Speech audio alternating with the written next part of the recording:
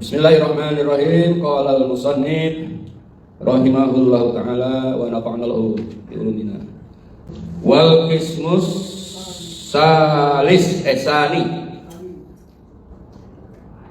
dan utawi bagian kang kaping 2. Dan bagian yang kedua dari masalah murtad itu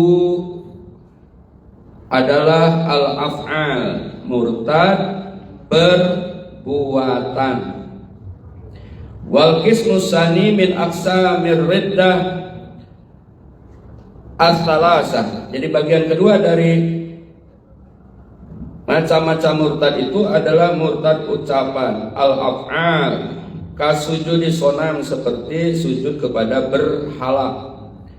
Yuqalu huwa al-wasnu al-mutakhid minal hijarah wal khosab. Yang dinamakan berhala itu adalah yang dibuat dari batu atau kayu. Yang dibuat dari batu atau kayu, itu yang dinamakan as-sonam dalam letterlet lughah Arabiah, dalam istilah bahasa daripada bahasa Arab. Tentunya dipuja, dipuja, disembah. Nah, sujud kepada berhala dalam artian ibadah, maka itu sudah termasuk murtad perbuatan. Termasuk kepada murtad perbuatan. Tentunya juga yang sejenis-sejenisnya. Ya, sujud kepada kuburan dalam arti ibadah. Sujud kepada apapun lah yang artinya ibadah, maka itu menjadi murtad ucapan, perbuatan. Wal qismus tsani awsams, atau sujud dalam arti ibadah kepada matahari, wa huwa qauqab mudi nahari wa huwa a'damul kawakib wa mahalwa al-falaqur rabi wa sayruha fi falakiha min jihadil maghribi ila jihadil masyriq. Nah, termasuk murtad perbuatan adalah menyembah matahari, beribadah kepada matahari atau kepada bintang yang menyinari ya di siang hari, wa huwa a'damul kawakib, dan itulah bintang yang terbesar, yaitu matahari. Yaitu matahari. Wa mahalwa al-falaqur rabi. Nah, itu tempatnya itu ada di falak yang keempat. Falak itu apa ya? Tingkatan langit keempat. Wa sayruha fi falakiha min jihatil maghrib ila jihatil masyriq. Berjalannya matahari adalah mulai dari timur sampai ke barat. Alhamdulillah masih setia sampai saat ini. Masih setia. Karena ada nanti pada saat kiamat tidak setia lagi matahari. Hadisnya sahih. Saat matahari terbit dari barat, biasanya dari timur. Makna harfiahnya. Ada makna maknawinya apa Pak? Makna maknawinya kalau umat Islam sudah berkiblat ke barat. Jadi udah terbit matahari dari barat itu dalam arti bahwa umat Islam sudah berkiblat ke orang barat. Berkiblat apanya? Berkiblat kepada keburukan-keburukannya. Adapun teknologi ilmu pengetahuan mah tidak apa-apa. Walaupun dalam sejarah buku-buku kita, kitab-kitab kita, karya Al-Jabar, Syekh Al-Jabar yang penemu awal tentang matematika, itu kan ulama kita. Ilmu kedokteran, Ibnu Sina, ya, ada ulama-ulama yang lain. Karena dalam sejarah perang salib di Baghdad kalah umat Islam, sehingga buku-buku dibawa ke barat. Sampai sekarang mereka jaya. Nah, modalnya dari kita. Jadi kita hanya menang dalam sejarah. Lumayan. Ngasih modal sama orang barat lumayan. Sampai sekarang ya. Nah, walaupun yang seperti itu kondisinya ya seperti itu. Fakta sejarah tidak bisa dipungkiri.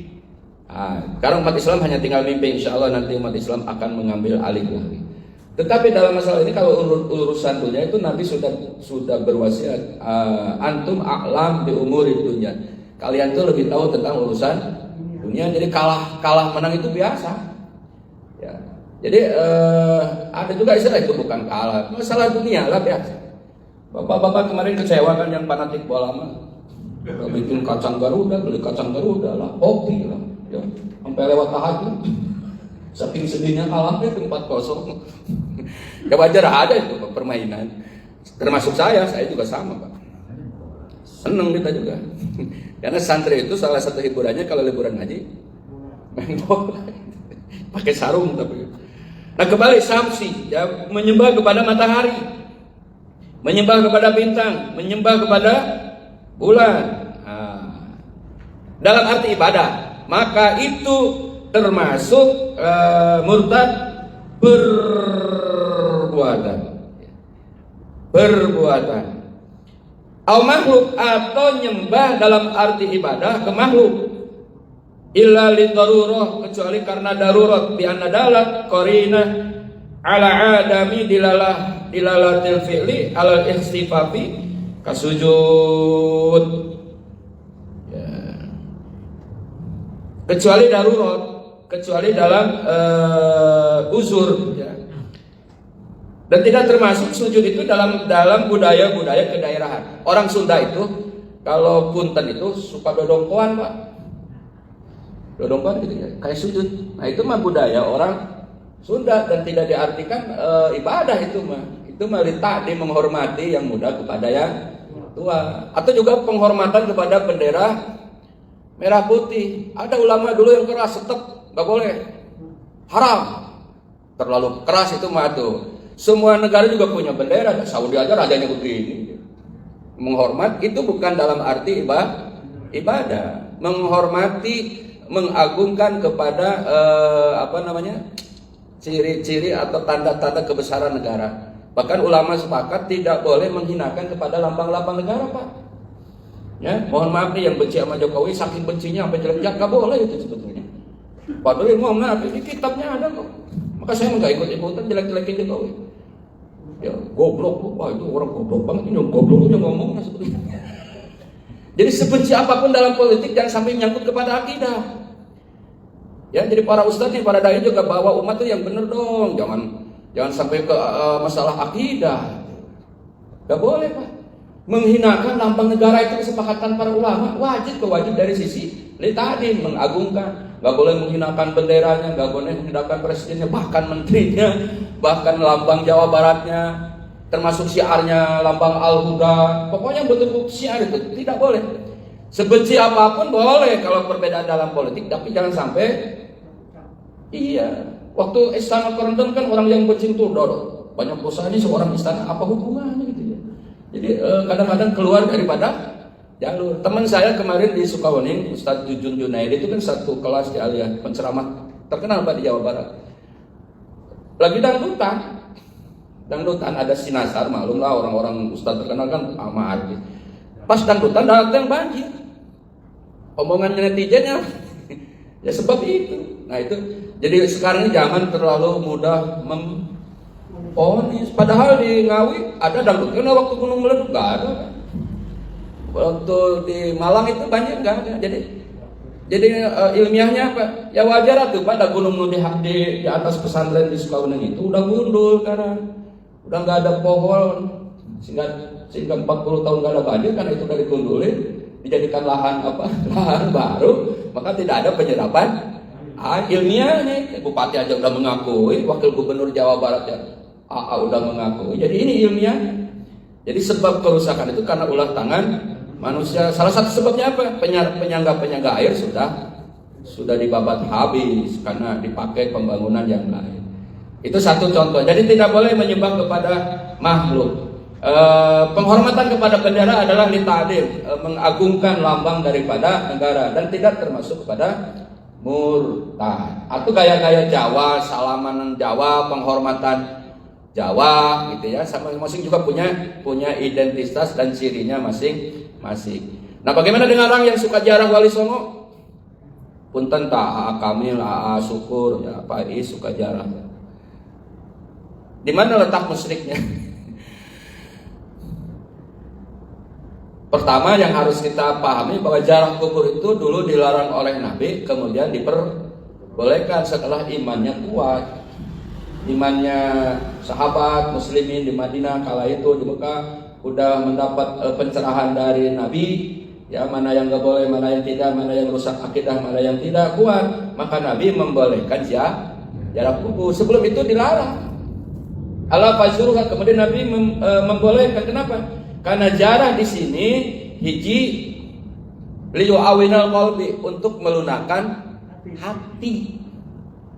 Karena kematian itu adalah guru yang termasuk guru yang tidak bisa bicara itu ada dua. Satu Al-Quran, dua kematian. Siapapun orangnya, dengan kematian itu hatinya akan terenyuh, Pak. Apalagi yang meninggal itu ada keluarga kita, terenyuh, bakal terenyuh. Nah, sehingga dengan seringnya ziarah itu supaya hati kita lembut, akhirnya tadkiratul maut, supaya mengingat kepada kematian. Kalau sudah mengingat kematian, mati kita akan mempersiapkan bekal. Jadi ziarah dalam rangka ini boleh ke siapapun.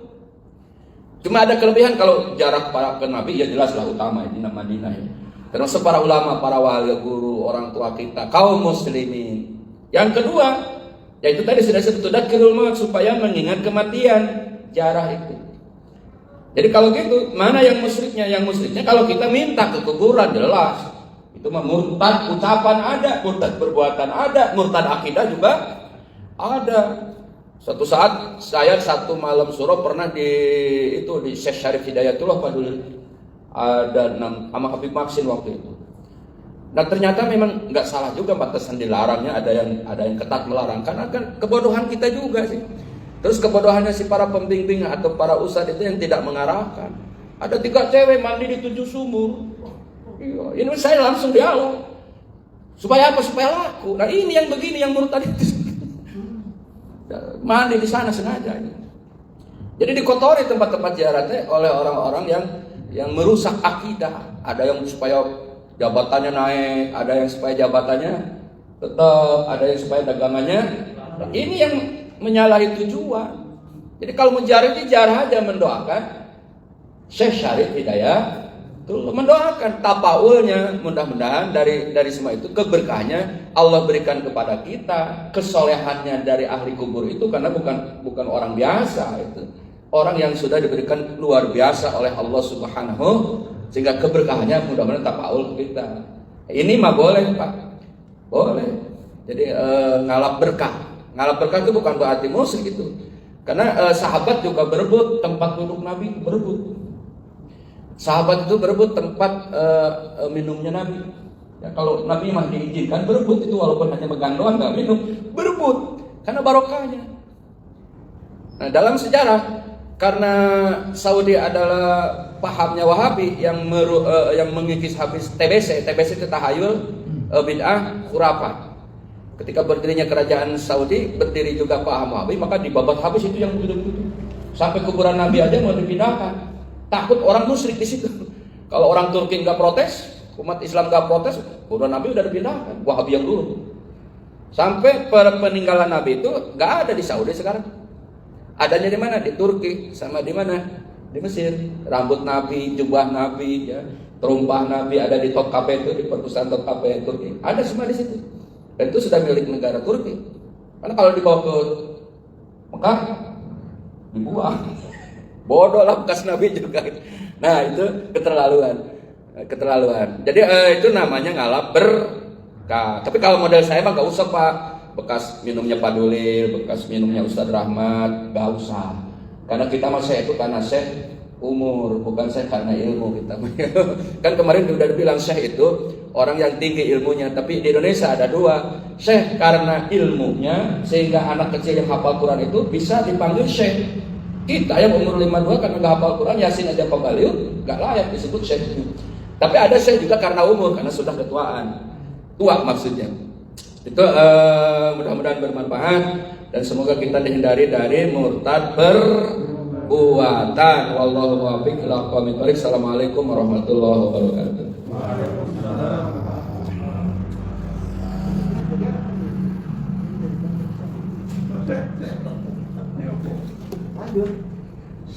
Sah.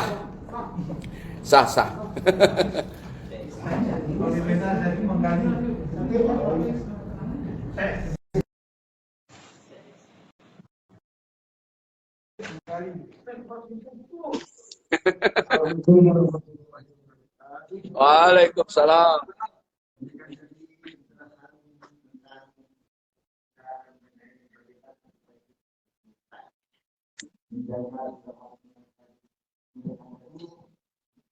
Mudah-mudahan semuanya bermanfaat bagi kita, menambah wawasan, menambah ilmu kita, dan jangan lupa adalah bisa bersyukur bahwa pada malam hari ini kita dapat hadir dan kita juga memberikan inspirasi yang Bapak berbagi juga berbagi di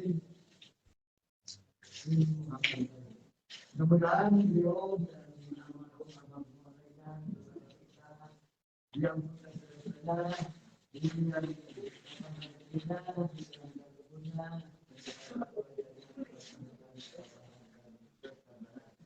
mari kita doakan bagi kita sekalian yang sehat. Amin.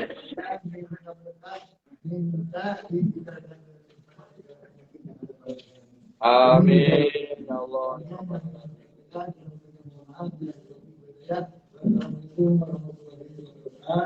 Waalaikumsalam warahmatullahi wabarakatuh.